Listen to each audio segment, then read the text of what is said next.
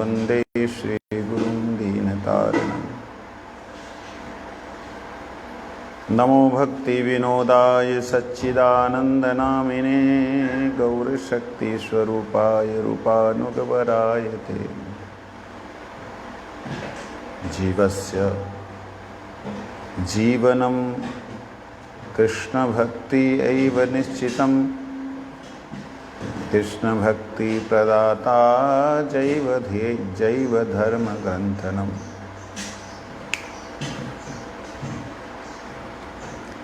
हम लोग जैव धर्म का पाठ कर रहे हैं।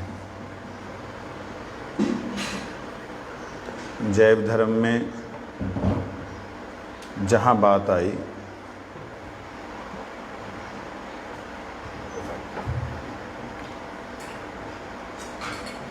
अद्वैत सिद्धि इत्यादि के बारे में सुन करके प्रेम धर्म के बारे में सुन करके सन्यासी महाशय जो हैं उनके हृदय में जो आया कि मैं इस वेश का त्याग कर दूं, इस बात पे बाबाजी महाराज ने कहा बाहरी वेश के द्वारा भक्ति की प्राप्ति या भक्ति नष्ट होती ऐसी बात नहीं है। उन्होंने कहा यहाँ पर बाह्य वेश का कोई विशेष आदर नहीं है।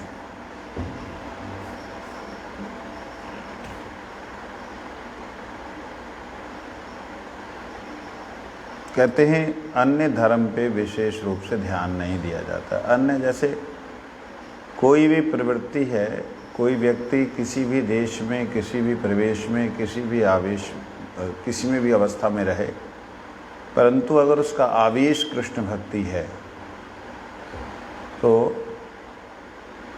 वही विशेष बात है। ये बात कही। इस पर उन्होंने कहा कि देखिए आप वेश त्याग की बात करते हैं। चैतन्य महाप्रभु ने कहा कि बाहर से वेश दिखलाने की कोई ज़रूरत विशेष नहीं है जब तक कि भीतर से तुम्हारा कृष्ण के प्रति प्रेम ना उदित हो जाए। चैतन्य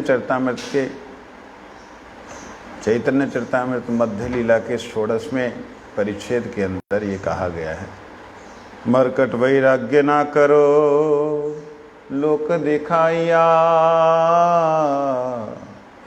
यथा योग्य विषय भुंजयनासक्त हैया। अंतरे निष्ठा करो बाह्य लोक व्यवहार, अचिराते कृष्ण तोमाय करीबेन उद्धार। अर्थात बाहर में लोगों को दिखाने के लिए मरकट वैराग्य, अर्थात बंदर जैसा वैराग्य करने की जरूरत नहीं। बंदर कैसा वैराग्य करता है?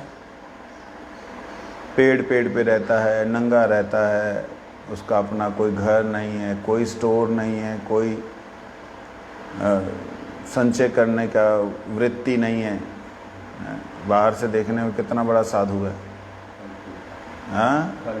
हाँ, तो जो मिले सो खा लेता है। तो कितना वैराग्यशाली लगता है कि नंगा रहता है, पेड़ पे रहता है, अपना कोई निकेत ही नहीं, घर ही नहीं है। ऐसी स्थिति में ऐसे व्यक्ति को तो आप साधु मानना चाहिए। नहीं मानेंगे? क्या ये साधुता है? जैसे ही किसी के हाथ में कुछ दिखता है, ताव देखता है, जैसे ही मौका मिलेगा उसको छीन लेगा और विषयों में इतना भयंकर लिप्त होता है, इतना भयंकर लिप्त होता है। कहते हैं पूरी सृष्टि में सबसे ज़्यादा विषयी 2 हैं। विषय मतलब विषय वासना में लिप्त होने वाली 2 जातियां हैं। एक बंदर है, दूसरा कबूतर है। कबूतर मुर्गी, ये 2 जातियां ऐसी हैं, 3, कि जो लोग महाविषयी हैं तो बाहर के वैराग्य को देखने से चलेगा क्या? बाहर से घर नहीं है, अनिकेत है, फल मूल खाता है, नंगा रहता है तो चलेगा नहीं। मरकट वैराग्य ना करो लोक दिखाइया, लोगों को दिखाने के लिए बाहर का वेश और वैराग्य करने की कोई ज़रूरत। यथा योग्य भोग भुंजो अनासक्त है, या यथा योग्य जितनी ज़रूरत है, जहाँ जितने भोग की आवश्यकता महसूस होती है उतने भोग को करो अनासक्त होकर। अनासक्त होकर कौन भोग कर सकता है? अभ्यास करने से जो भी अनासक्त होकर भोग करता है वो भोग में लिप्त नहीं होता। अनासक्त किसे कहते हैं? भोग को भोगते हुए भोग का सुख ना ले। एक फंसा हुआ है, इस बात को समझते हुए भोग भोगते समय उसके सुख को ना ले, सुख का उपभोग ना करे। एक अभ्यासगत हो गया है तो उस अभ्यास को भी खत्म करने का अभ्यास करे। यह है साधक का एक साधक की स्थिति। कैसे होगा वो? जैसे अभी कई लोग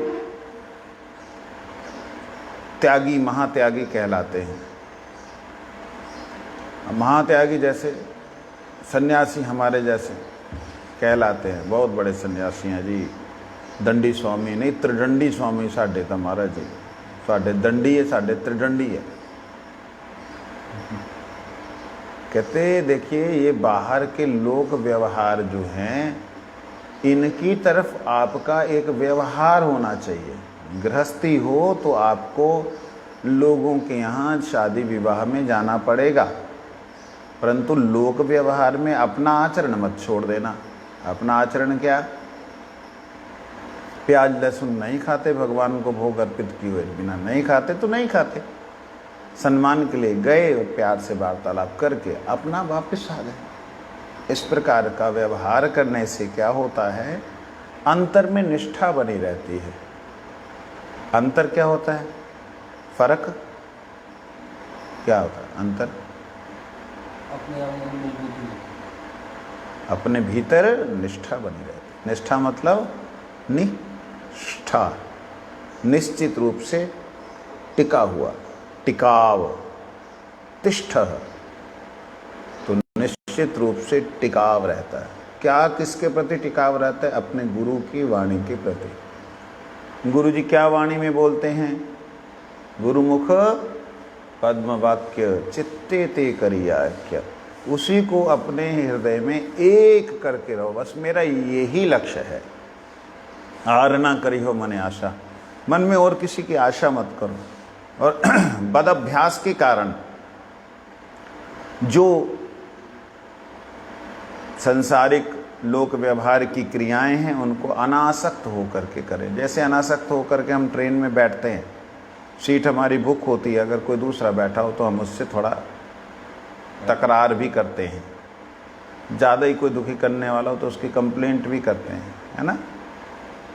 तो वो एक व्यवहार है, लोक व्यवहार। परंतु सीट मिल गई और अगला बंदा आ गया, दूसरी जिसकी सीट है, स्टेशन भी हमारा आ गया, हम उतरे नहीं और कहें सीट मेरी है अब तो सीट मेरी है अब तो।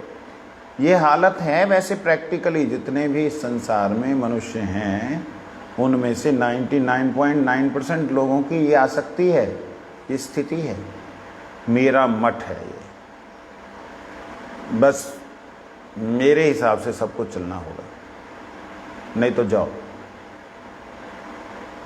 तुम कौन हो भाई?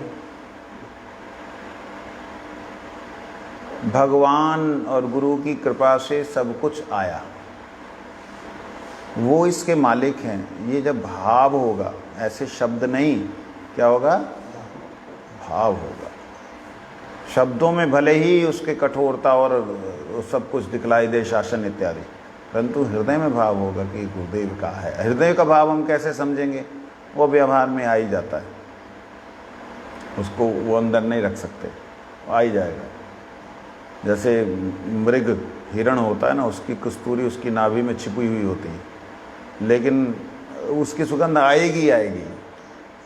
कृष्ण मृग होता है, काला हिरण, उसके नाभि में कस्तूरी रहती है। ऐसे ही कृष्ण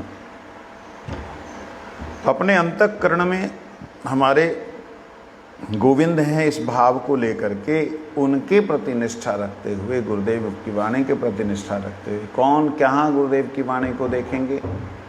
गुरुदेव की वाणी है, जितने हमारे गुरुजनों के पद हैं, लिखे हुए भजन हैं, वो हमारे गुरुदेव की ही वाणी है। गुरुदेव की वाणी का मतलब ये नहीं कि श्रील गुरुदेव ने जो बोला वही, जो उनके मुख से शब्द निकले, अपने सिद्धांत निकले वही, वो अपने सिद्धांत हैं गुरु जी के। लेकिन गुरु जी जिन सिद्धांतों पे टिके हैं, गुरु जी जिन सिद्धांतों को लेकर चले, वास्तविकता में वही गुरुवाणी है। तो रूप गोस्वामी सनातन गोस्वामी का जो आदर्श है, उस आदर्श को समझते हुए अगर कोई व्यक्ति जीवन में कोशिश करता है तो कहते अचिराते, ना चिरात, ना समय नहीं लगता, ज़्यादा चिर नहीं लगेगा। अचिरात शब्द कितना सिंपल ही है, और पंजाबी के लोग अचिरात बोलो तो उन्हें समझ नहीं आने। चिर नहीं लगना, ना चिर लगना, तो अचिरात। तुम आए करीबेन उद्धार, तुम्हारा उद्धार करेंगे। किसको ये उपदेश दिया था महाप्रभु जी ने, याद है? याद है? रघुनाथ दास गोस्वामी को। जब रघुनाथ दास गोस्वामी छोड़ करके आ गए तब महाप्रभु ने उपदेश दिया। सन्यासी ठाकुर ने इस विषय का भाव समझकर फिर वेश परिवर्तन की बात नहीं उठाई। अब उन्होंने सुन लिया तो वेश परिवर्तन की बात नहीं उठाई। हाथ जोड़कर कहने लगे, प्रभु मैंने जब आपका शिष्य होकर चरणों का आश्रय ले लिया है, तब आप जो उपदेश करेंगे उसे बिना तर्क किए मैं शिरोधार्य करूंगा। आपका उपदेश श्रवण करके मैं समझ गया हूं कि विमल कृष्ण प्रेम ही एकमात्र वैष्णव धर्म है। यही जीव का नित्य धर्म है। वही धर्म पूर्ण, शुद्ध और सहज है। नाना देशों में नाना प्रकार के जो धर्म प्रचलित हैं, उन धर्मों के विषय में मैं कैसी भावना करूं? और जो धर्म है मैं समझ गया कि जो कृष्ण प्रेम है वही वास्तविकता में वैष्णव धर्म है। कौन सा कृष्ण प्रेम? विमल कृष्ण प्रेम। विमल कौन है? विमल किसको कहते हैं? मल किसको बोलते हैं? गंदगी ना, तो दिमाग लगाया करो। विमल का मतलब बिना गंदगी के। तो इसका मतलब कृष्ण प्रेम में मल भी है। यदि विमल कहा है तो मल भी है। मल तो नहीं होना चाहिए, वही तो बात, मल तो नहीं होना चाहिए। तो विमल स्पेशली ये क्यों शब्द का प्रयोग किया गया? एक शब्द के विशेषण में विमल शब्द बोलने का क्या अभिप्राय होगा? इसका मतलब ये कि कई लोग कृष्ण प्रेम को विषय के साथ में आसक्ति का ही परिचायक समझते हैं। कई लोग ऐसे हैं, मैं नाम नहीं उल्लेख करूँगा, कई लोग ऐसे हैं जो बहुत नाम है उनका दुनिया में, और वो लोग कहते हैं कृष्ण ने ही इस जगत में वासना को कैसे भोगना है ये दिखलाया।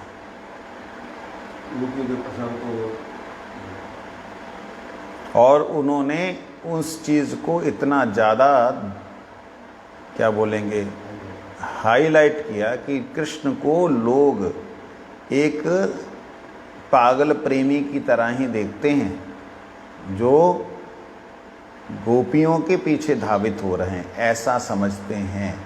ऐसे जो मूर्ख लोग हैं, जिन्हें कृष्ण के स्वरूप का ज्ञान नहीं, जिन्हें कृष्ण के आचरण का पता नहीं, जिन्हें कृष्ण का कुछ भी पता नहीं, केवल मात्र वो मानते भी नहीं कृष्ण को, प्रैक्टिकली नहीं मानते कि कृष्ण नाम की कोई सत्ता थी,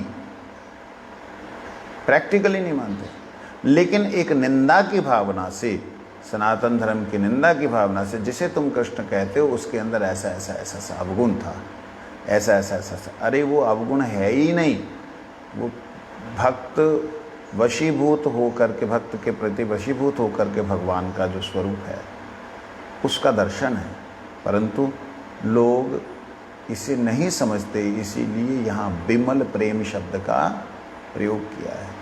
विमल शब्द का एक और अर्थ है अन्य अभिलाषिता शून्यम,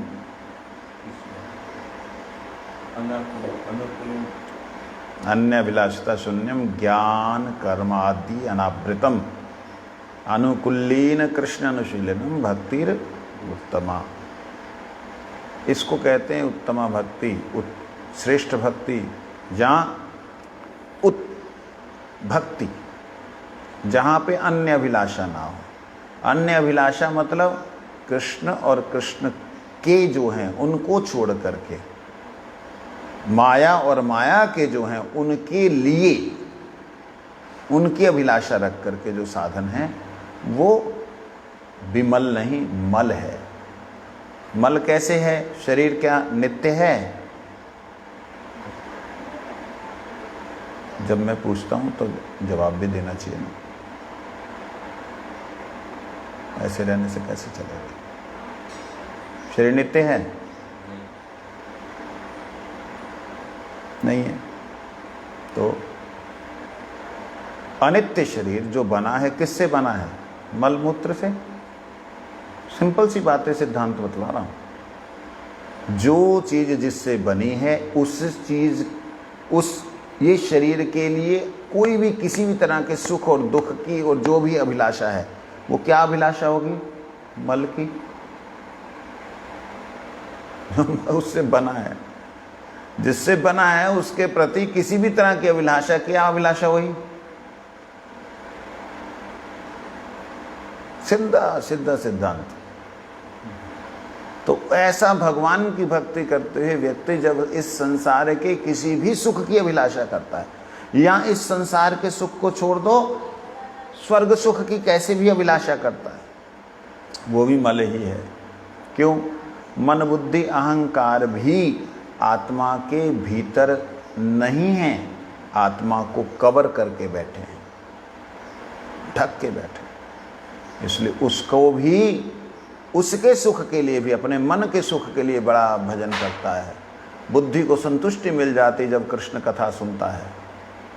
कृष्ण कथा सुन करके बुद्धि शांत होती है, संतुष्ट होती है, मन को आनंद मिलता है। लेकिन बुद्धि को तेज करने के लिए, लोगों से तर्क करने के लिए कृष्ण कथा सुनता है, तो समझ लो वो भी एक तरह का मल ही है। कीर्तन में आके खूब नाचता है, खूब मजे लेता है, लेकिन उसमें कृष्ण की संतुष्टि का लेश मात्र भी इच्छा जागृत नहीं होती, वो भी मल ही है। ले, कृष्ण कीर्तन भी मल बोल दिया आपने, तभी तो यहाँ विमल कहा है।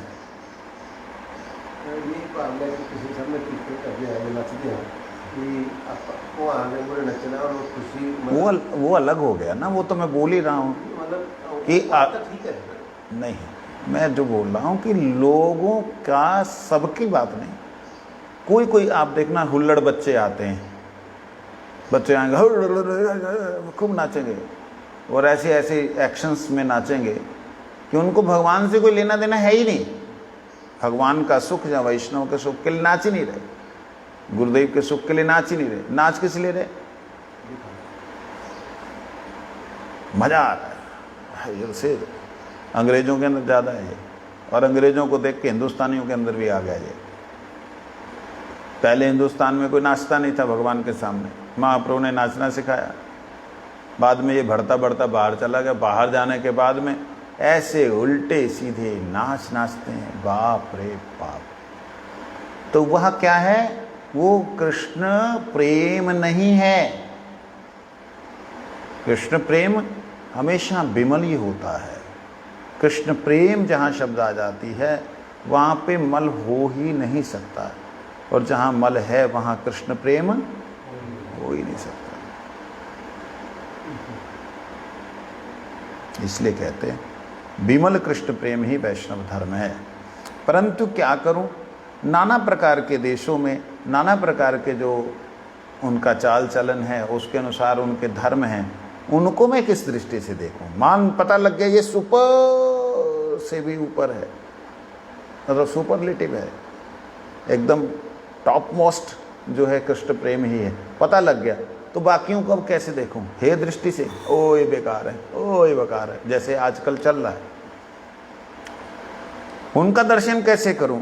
बाबा जी महाराज कहते महात्मन धर्म एक ही है, धर्म एक ही, दो या अनेक नहीं हो सकते। जीव का मात्र एक ही धर्म है, उसी धर्म का नाम वैष्णव धर्म है। भाषा भेद से, देश भेद से और जाति भेद से धर्म भेद नहीं हो सकता। लोग जैव धर्म को भिन्न भिन्न नामों से पुकारते हैं, अलग अलग नामों से पुकारते हैं, किंतु पृथक धर्म की सृष्टि नहीं कर सकते, सृष्टि नहीं कर सकते। ये शब्द में बड़ा जोर है, बहुत बड़ी एक चैलेंज है। कोई व्यक्ति वास्तविकता में जो धर्म है उसके अंदर किसी भी तरह की कोई गड़बड़ी नहीं, अगर गड़बड़ी है तो वो धर्म नहीं।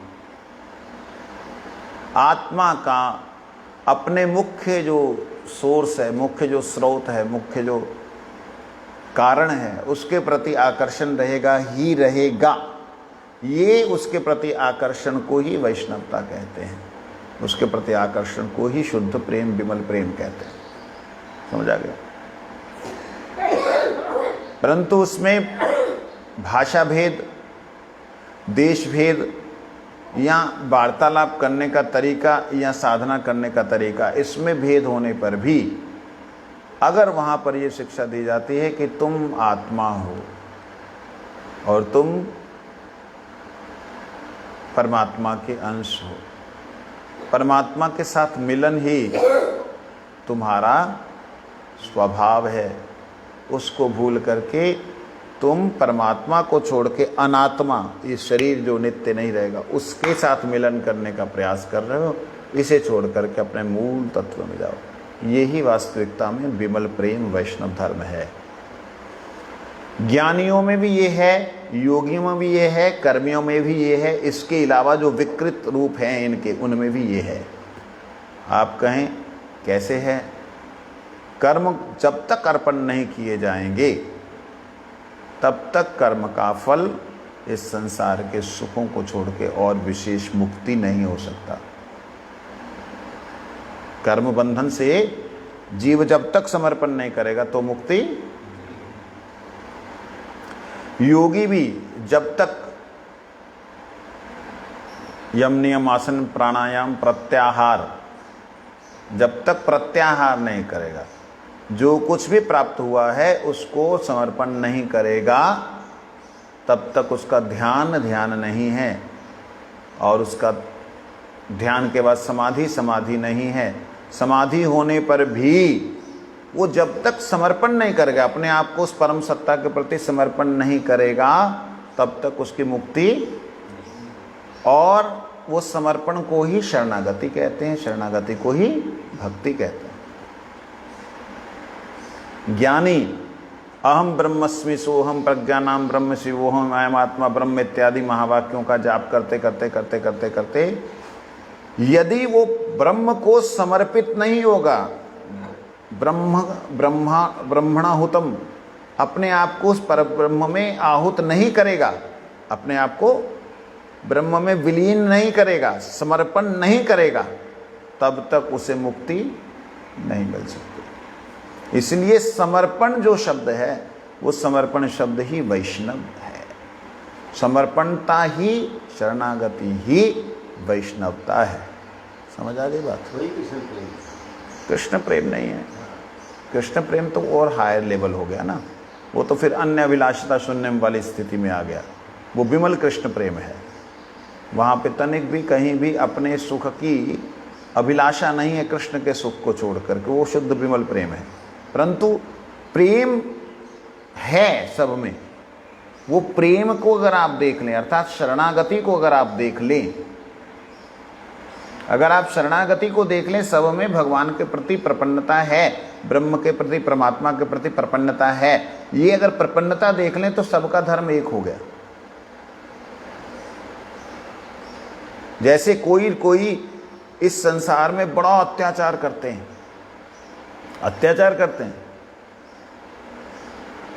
किस लिए? सुख के लिए। क्या सुख के लिए? स्वर्ग में मिलेंगी, स्वर्ग में चले जाएंगे, वहां पे बहुत हमको भोग मिलेंगे। ऐसा जो लोग इस संसार में अत्याचार करते हुए स्वर्ग के सुखों की अभिलाषा करते हैं, उनमें वैष्णवता अर्थात शरणागति कहीं भी दिखलाई नहीं देती। वो कहीं से भी धर्म नहीं हो सकते, वो विधर्म हैं, धर्म विरुद्ध हैं, अधर्म हैं। समझे? इसलिए यहाँ कहते हैं वास्तविकता में भाषा भेद, देश भेद इत्यादि का कोई महत्व विशेष नहीं है। विशेष महत्व है उन सब में शरणागति अगर है तो कोई बात नहीं। आगे कहते हैं, जो लोग जैव धर्म को भिन्न भिन्न नामों से पुकारते हैं किंतु पृथक पृथक धर्म की सृष्टि नहीं कर सकते, परम वस्तु में अनुवस्तु का जो निर्मल चिन्मय प्रेम है उसे जैव धर्म अथवा जीव संबंधीय धर्म कहते हैं। जीव समूह नाना प्रकृतियों से युक्त हैं, इसलिए जैव धर्म भी कुछ प्राकृत आकारों के द्वारा विकृत रूप दिखाई देता है। इसलिए जैव धर्म को शुद्ध अवस्था में वैष्णव धर्म के नाम से अभिहित किया गया। अन्य अन्य धर्मों में जिस परिणाम से वैष्णव धर्म है उसी परिणाम से वह धर्म शुद्ध है। कहते जितना जितना वास्तविकता में, यहाँ पे एक बड़ा सुंदर शब्द बोला है, परम वस्तु के प्रति अनुवस्तु सूक्ष्म का जैसा वो जितना निर्मल चिन्मयता प्रेम होगा उतना ही वो वैष्णव है, उतनी ही वैष्णवता उसमें है।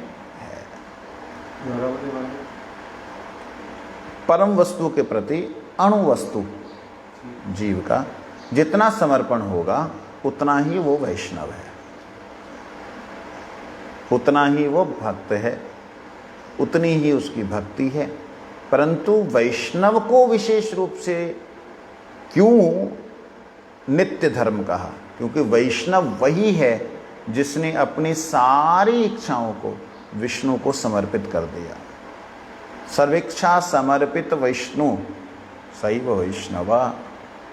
सर्वेच्छाओं को जिसने विष्णु के समर्पित कर दिया, मतलब विष्णु के लिए ही जो है वही वैष्णव है। जिस जितने परिमाण में, जितने जितने अंश में, जहाँ जहाँ शरणागति का भाव है उतना ही वह वैष्णव है। परंतु पूर्ण रूप से, शुद्ध रूप से जो वैष्णव धर्म महाप्रभु ने दिखलाया उसमें तनिक भी अभिलाषा अपने सुख की नहीं है। कुछ दिन पहले मैंने श्री ब्रजधाम में भगवत पार्षद श्री सनातन गोस्वामी जी के चरणों में एक प्रश्न किया था। प्रेमदास बाबा जी महाराज कितने प्राचीन हैं, क्यों कहते मैंने सनातन गोस्वामी जी के चरणों में प्रश्न किया था कि मुसलमानी मजहब में जो इश्क शब्द है उसका अर्थ निर्मल प्रेम है या कुछ और? यही मेरा प्रश्न था। इश्क हकीकी, इश्क हकीकी, इश्क हबीबी, और इश्क जो है शरीर का जो है उसको कुछ और बोलते हैं।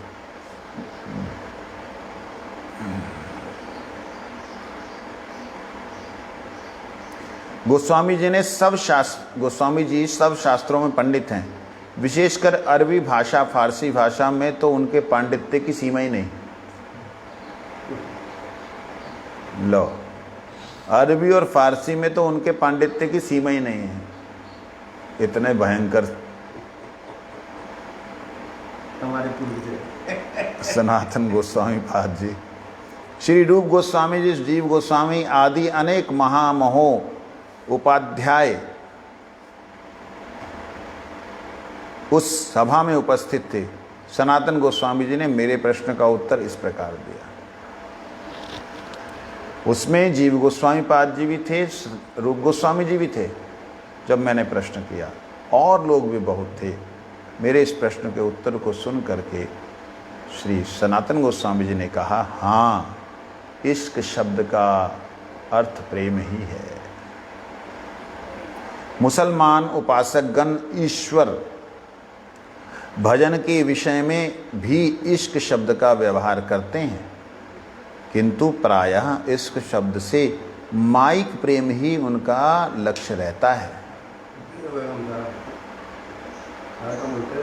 हाँ, वो लोग जो हैं, इश्क तो परमात्मा से करना चाहिए, लेकिन वो इश्क जो है अपने माशूका से करते हैं, मुश्क से करते हैं।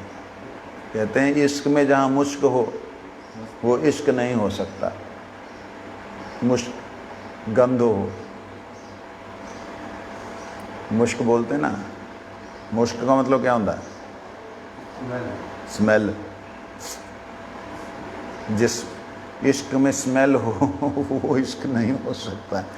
इस शरीर में स्मेल ही स्मेल है, इस शरीर के प्रति जिसका इश्क है वो इश्क नहीं हो सकता। सनातन गोस्वामी ने बड़ी सुंदर बात कही, इश्क शब्द का अर्थ प्रेम है, परंतु मुसलमान उपासकगण जिस अल्लाह की उपासना करते हैं उसमें वह इस शब्द का व्यवहार करते हैं, किंतु प्रायः वो उसके साथ करते हैं, लेकिन प्रायः क्या देखा जाता है, उनका प्रेम उधर ना होकर के इधर ही होता है।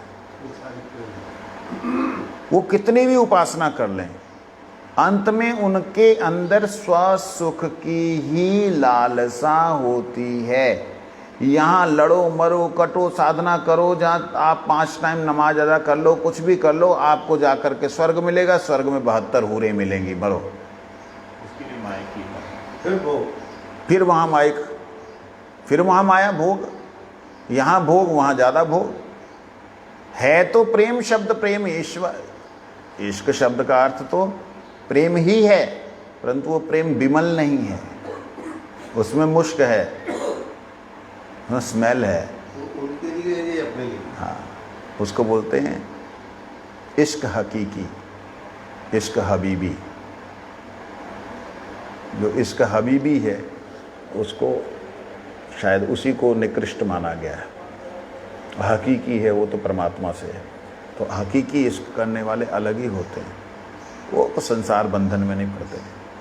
मतलब जिस तरह उनमें भी कुछ अच्छे लोग होंगे जिन्हें उस पास जान, उनमें होते हैं करोड़ों में कोई एक, शुद्ध तो नहीं होते, परंतु फिर भी मुक्ति की चाहना करते हैं।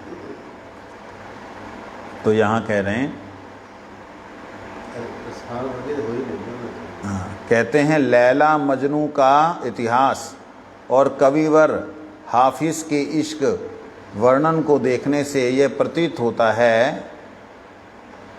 कि यवन आचार्यगण शुद्ध चित्त वस्तु क्या है उसकी उपलब्धि नहीं कर सके। स्थूल देश के प्रेम को और कहीं कहीं मन लिंग देह के प्रेम को ही उन्होंने इश्क कहा है। इश्क शब्द का प्रयोग तो उन लोगों ने किया, लेकिन वास्तविकता में कविवर शब्द प्रयोग किया है, हाफिज और दूसरा क्या था,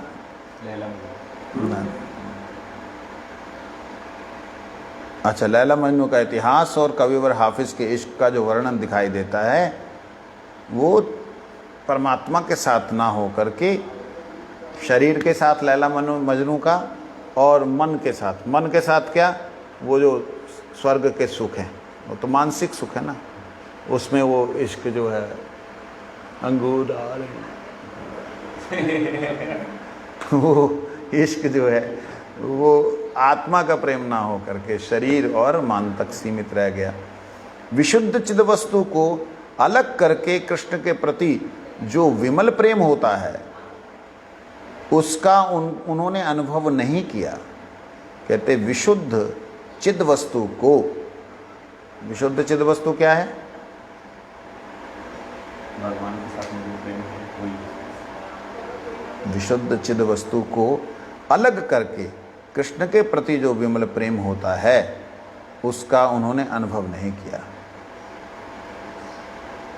इसका मतलब विशुद्ध चिद वस्तु जो है आत्मा, का जो प्रेम है, जो कृष्ण के प्रति उनका प्रेम होना चाहिए, कृष्ण के प्रति मतलब परमात्मा विष्णु के प्रति, जहाँ उस जिसे भी वो कह रहे हैं उनके प्रति उनके प्रति प्रेम नहीं है।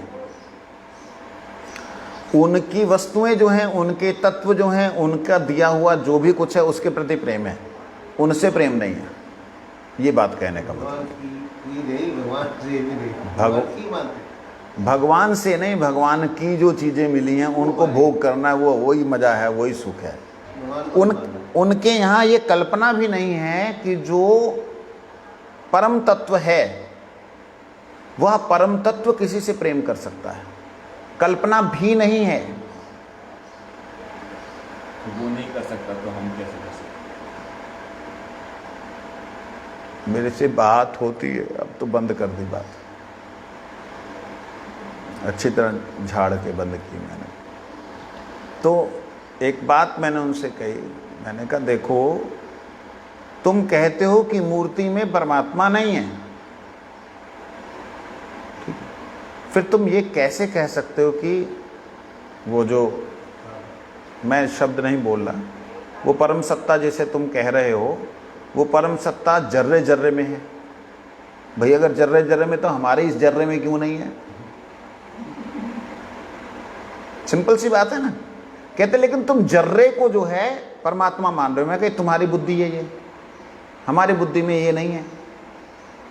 तो जर्रे जर्रे में तो इस जर्रे में क्यों नहीं है भाई? तुम्हारे ही वाले जर्रे में क्यों है? जर्रा मतलब कण कण, कण कण में अगर है ईश्वर तो तुम्हारे वाले कण में, मेरे वाले कण में नहीं है। तो कितनी बड़ी मूर्खता ज्ञानता है, ऐसे करके समझना पड़ता है। तो कहते इस जगत में नहीं आ सकते। मैं कि जब इस जगत में आ ही नहीं सकते तो है कहां से? फिर तुम्हें झूठ बोला गया। वो कहते इस जगत में वो कभी नहीं आते, वो अपने मैसेंजर्स को भेजते हैं, अपने संदेश वाहकों को भेजते हैं, वो यहां आ ही नहीं सकते। मैंने कहा बैन कर रखा है क्या? वीजा नहीं दिया तुमने? भाई उनका है बनाई हुई सृष्टि, कहीं भी आ जा सकते हैं, क्यों नहीं आ जा सकते? ना जी नहीं, यहां नहीं आ सकते। अच्छा नहीं आ सकते तो फिर है कहां, कैसे वो जर्रे जर्रे में? बता। फिर जवाब नहीं है। फिर मेरे से पूछने लग जाते आप बताओ फिर कैसे? हम कहते हम तो पहले से बोलते हैं, आप हमारी बात सुनते नहीं। सूरज एक देशीय होकर के भी उसका प्रकाश अनंत है, और जहां भी उस प्रकाश का प्रतिबिंब होगा आप देख करके आराम से कह सकते हो ये सूरज है।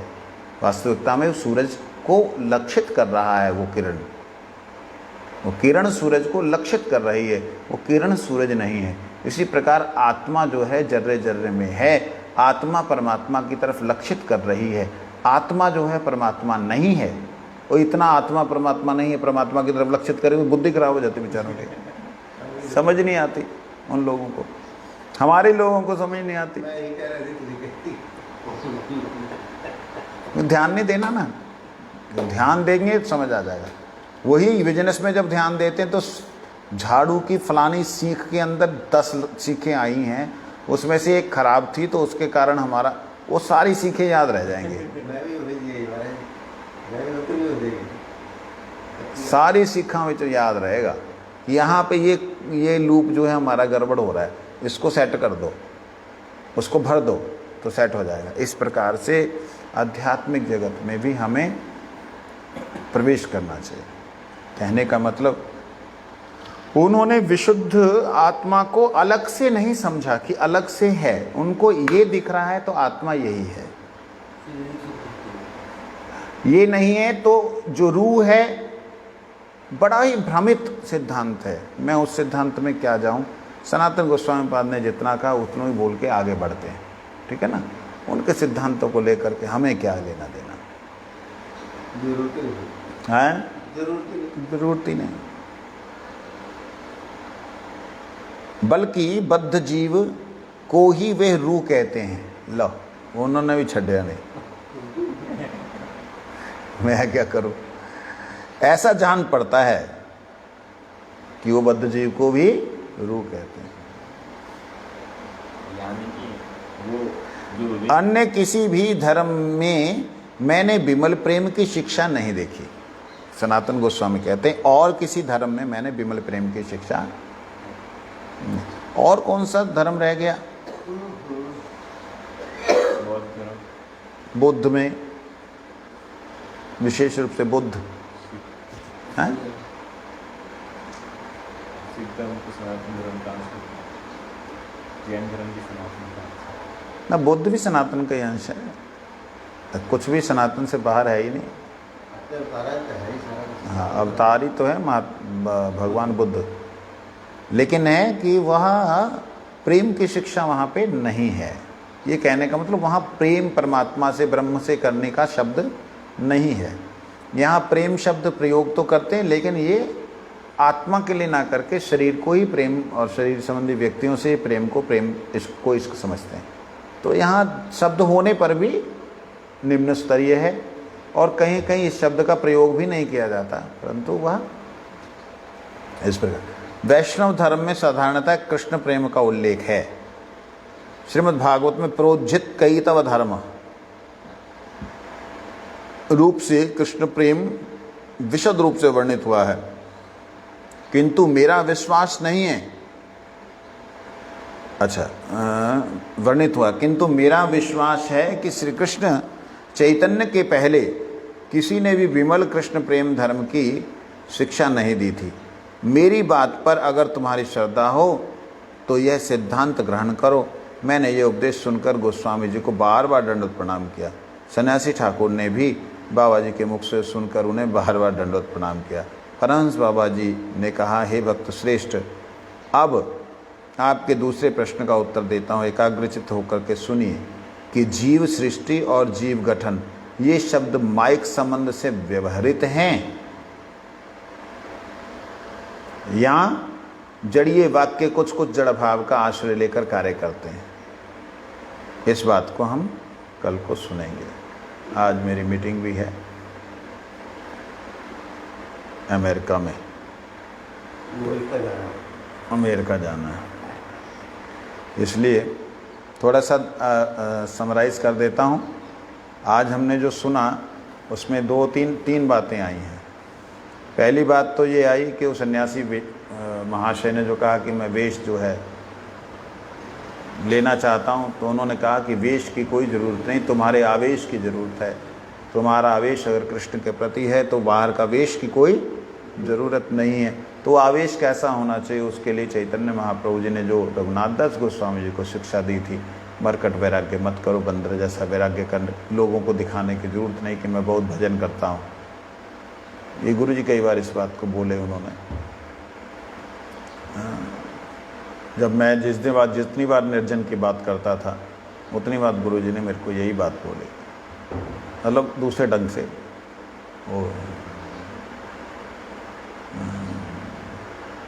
तब हरि नाम केवल कही तब प्रतिष्ठार तरे निर्जन घरे, तब हरि नाम केवल कही तब। प्रतिष्ठा के लिए एकांत में जाकर के भजन करता है कि लोग ये कहेंगे कि हाँ भाई ये बहुत भजन करने वाला है, तो कहते ये हरिनाम जो है केवल कपटता है।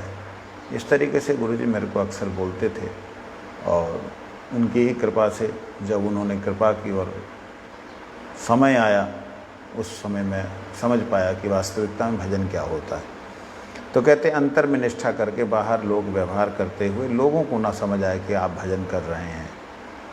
आप अपना अंदर से भगवान को समर्पित होकर के भजन करें, तो लोगों को समझना आएगा। मतलब माला ना करें फिर रास्ते में चलते हुए, बंद कर दें, इसका मतलब ये नहीं है। इसका मतलब ये है जो कृष्ण के प्रति शरणागति है वो दिखाने की ज़रूरत नहीं है। अगर कोई पूछता है तो बोलो भैया ऐसे ही है, बस ढोंगी कर रहे हैं, क्या करें, ऐसा बोल करके कंटा काटो ये बात।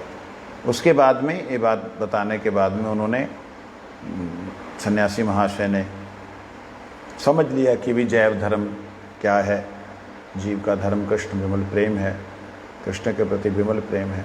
फिर बाद में उन्होंने प्रश्न किया मैं और धर्मों को कैसे देखूं, मुसलमान धर्म को कैसे देखूं। तो उसमें इन्होंने बतलाया कि वहाँ शब्द प्रेम का तो प्रयोग होता है, परंतु वो शरीर और मन तक ही संबंधित रह गया, उसके आगे नहीं जा पाया, जिसके कारण से मुझे ऐसा लगता है कि वह धर्म वास्तविकता में प्रेम नहीं है, वैष्णव नहीं है। इसलिए ठीक है, ये बात बोलने के बाद में आगे आया कि